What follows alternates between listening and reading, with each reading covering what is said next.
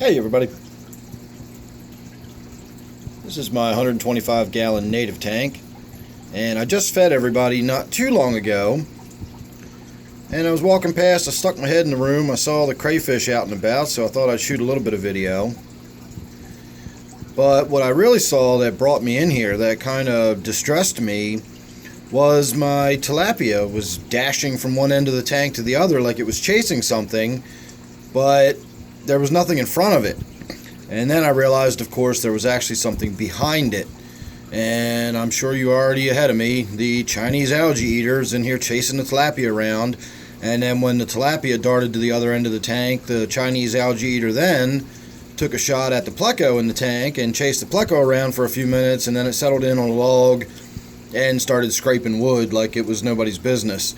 So it doesn't seem to be chasing these fish around for the sake of getting their slime coat, or that it's got any kind of nutrient deficiency or anything like that, because that can happen fairly easily if you've got a nutrient deficiency. The Chinese algae eaters need more meat and protein in their diet than their name would suggest.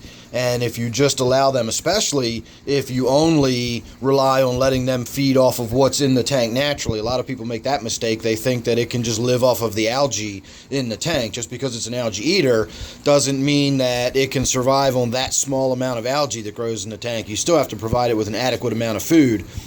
But the Chinese algae eaters in particular actually need a meatier diet, and the older they get, the more meat they need in their diet. So what you get a lot of times, if they're not adequately fed, is they will attach to the sides of fish and chew on their slime coat and get their protein that way. The reason the Chinese algae eater is in this tank in the first place, and I'm looking all over the place for it, I don't see it anywhere. The reason it's in this tank in the first place was because it killed a couple of my angelfish. Oh, there he is.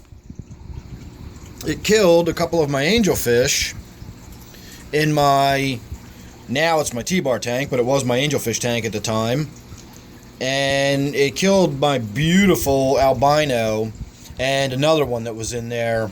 And so it ended up in this tank. I just figured if I gave it a better diet, it had more room, plenty of wood to chew on, it would be fine. But apparently we're still seeing aggression and we're still getting problems with it. So it's not a matter of just needing the proper diet. It really is just kind of an aggressive, nasty, mean fish.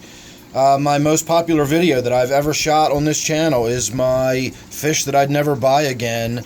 I was going to do a whole series on that, and I never really got around to it because most of the fish that I'd never buy again are fish that I don't currently have. And it would just be kind of weird to stand here and shoot a video talking about fish I don't have while we're looking at, you know, maybe the tank it used to be in years ago or something like that. So, I don't know, I've just kind of never really gotten around to shooting any more videos of it. But that is by far my most popular video out there. I get comments every day on that video about people agreeing with me just what a horrible, horrible fish these Chinese algae eaters are. And it still just stuns me how frequently when I'm in one of these big chain pet stores and you've got some, you know, new fish keeper, inexperienced fish keeper asking about, you know, algae control in their 10-gallon tank or their 20-gallon tank, and wham, they get recommended that Chinese algae eater every time. You know, they get pointed out, it's on sale for $1. It's, you know, and it'll really, you know, it kills me how often these fish get recommended for these tiny little tanks. And even if someone was recommending it for a larger tank, they really ought to recommend it with the caveat of, oh, by the way, it's going to be a bastard when it gets in your tank, and eventually it's going to wind up killing all the other fish and stressing everybody out. But hey, it'll go great in your 150-gallon tank eventually. You know, they just don't get sold that way. They get sold as these little fish that'll help keep your 10-gallon tank clean, and that should just be some kind of travesty to do that. So anyway, I was hoping we'd get to see a little more action from some crayfish. I was hoping this would be more of a crayfish video than anything else. And I'm also happy to say that I think these are white suckerfish. I've got two of them in here. You can see the smaller one to the left on the bottom, and then the larger one just above it. And they are definitely not the off-walks grazing type, the scraping type fish, they're just bottom feeders. They probably like the algae wafers. They get the fish food and the mysis shrimp that makes it to the bottom. I put shrimp pellets in the tank occasionally. And you can see what he's doing now. He's cleaning the bottom, but he's not the same way the Chinese algae eater or the pleco, where you can actually see like scrape marks from their teeth. Those fish are called off-walks grazers. Not even really algae eaters. I've done a video about that too before, but I'll explain it again since I'm standing here and we're kind of looking at them. An off-walks grazer is what I just described. First of all, off-walks, if you're not sure, and again, I'm not 100% sure if I'm pronouncing that correctly, but I think I am. And that is the surface growth or the biofilm that you get in your tank. And there's a lot more to it than just algae. There's all kind of little microcrustaceans and microworms and just all kinds of good stuff in there in addition to just the algae. And it's generally referred to as either biofilm or off-walks. And an off-walks grazer is one that I just described. It's your pleco, it's your Chinese algae eater, a hill stream loach. It's any kind of fish that sort of latches on and scrapes and scours your tank. That is an off-walks grazer more so than an algae eater. An algae eater is something more I think about. Mollies, guppies, platies, all your live bearers are just fantastic algae eaters. They just go around the tank all day long. If you've got like hair algae in your tank, it'll look like they've mown the lawn. It'll be this even crop of about 1/8 of an inch tall, and it'll stay that way as long as you've got guppies or mollies or something in the tank. They're just great at that.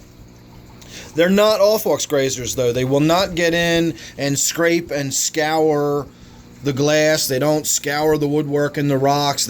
You need an off-walks grazer for that. An algae eater is simply going to eat algae that might be waterborne. Goldfish, a lot of the goldfish's diet is just waterborne algae. It just swims around gulping water and filtering algae out of it all day. They pretty much feed all day long. And a goldfish is never happier than when it's in slightly green water. It's just got tons of food available to it.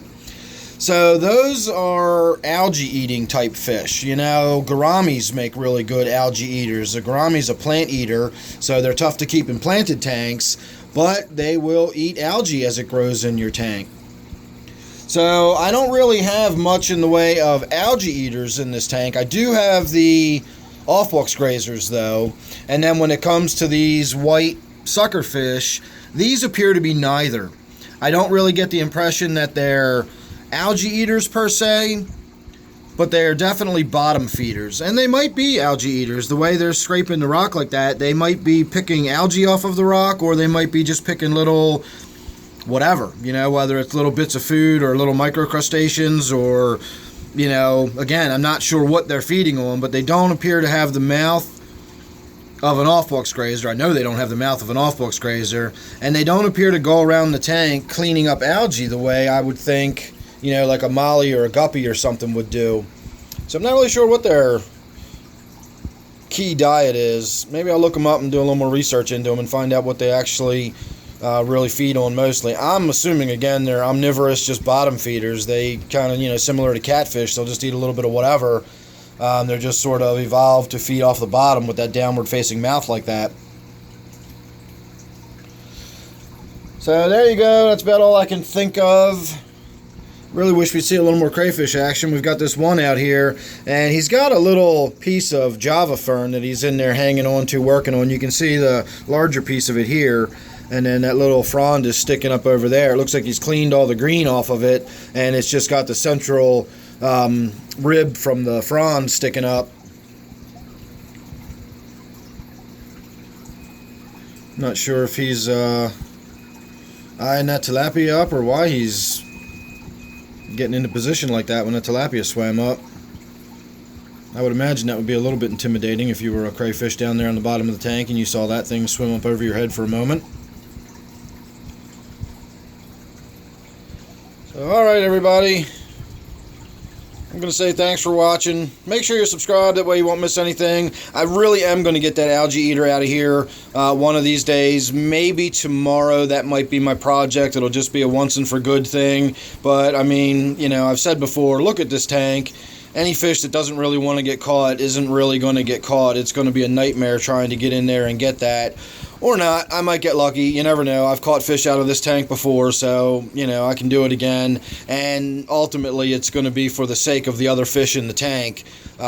People have commented about my tilapia's behavior is so much more docile than it used to be. It was such an outgoing fish before, and I really think it's just harassed so much. It's just stressed, and that's why we don't see that interesting behavior like we used to see. So maybe once I get that out of here, we'll see that behavior again too.